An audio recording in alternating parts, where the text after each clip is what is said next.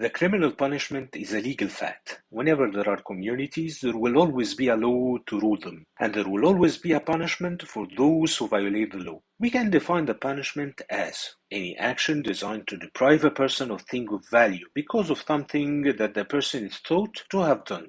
And by this, the punishment is different from the sentence, as the sentence requires a judicial decision. We can define the sentence as authorized judicial decision that places some degree of penalty on a guilty person. And of course, this person is considered guilty according to the judge, and the correction authorities will implicate this punishment.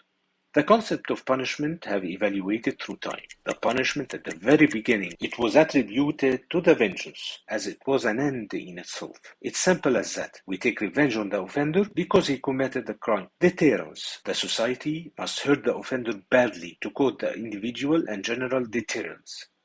Rehabilitation. To rehabilitate the offender and make of him a good member in the society once again. Prevention. We punish to prevent the crime. We look at the punishment as a tool to prevent the crime in the society. And there are various kinds of punishment.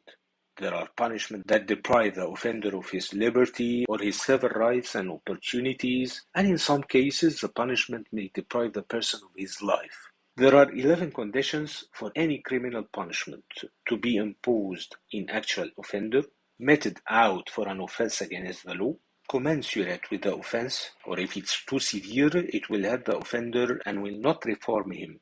It is personal. No one can be punished for the crime of another. It's legal. It must be a consequence of a judgment according to law. Equal to all. If two persons committed the same crime and the two of them had the same circumstances, they will receive the same punishment as a sign of justice. It should be certain, though some criminals would escape it, but normally no one should. Correctional. Its target to reform the criminal, inflict pain, and that to cause an unpleasant feeling to the criminal in order to have him chastised, imposed by an authority constituted by the legal system. And finally, intentionally administered by human beings other than the criminal.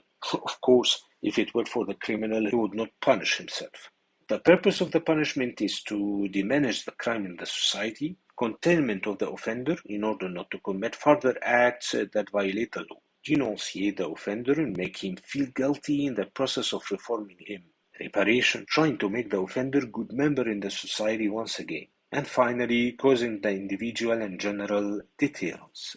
Anyway, the term punishment is too old now to be used. Instead of it, we may now use the term rehabilitation. That is why the President of the United States is now called penitentiaries.